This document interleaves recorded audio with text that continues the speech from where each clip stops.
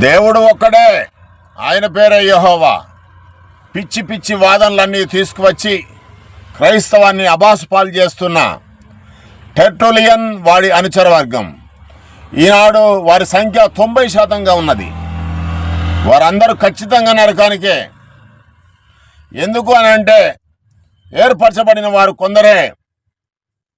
నోవహు కాలంలో 8 మందే, లోతు కాలంలో 3, యేసు 2వ రాకడలో కూడా కొందరే. మిగతా వారంతా పొట్టులాగా గాలికి కలిసిపోతారు, గాలిలో కలిసిపోతారు. వారి యొక్క వాదనలు ఎలా ఉన్నాయంటే పిచ్చి పిచ్చి వాదనలు. సూర్యుడు, సూర్యరశ్మి, కాలువ అంటారు. కోడిగుడ్డు, టెంకు, తెలుపు, పసుపు సొన అంటారు. ఏదైనా పండు, తోలు, పండు, గింజలు అంటారు. లేక నీరు, రక్తం, శరీరం అంటారు.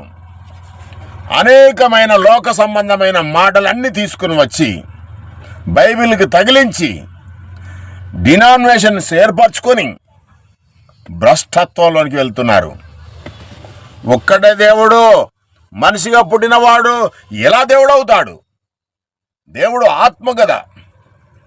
రక్తమాంసాలు కలిగిన ఏ వ్యక్తి కానీ దేవుడు కాలేడు కదా. దేవుడు మనిషి కాలేడు, మనిషి దేవుడు కాలేడు కదా. మరి ఎందుకు ఈ పిచ్చి వాదనలు, అసత్య వాదనలు? 2 1 కొరింథీ 8:4, 1 తిమోతి 2:5 క్లుప్తంగా రాసి ఉంది.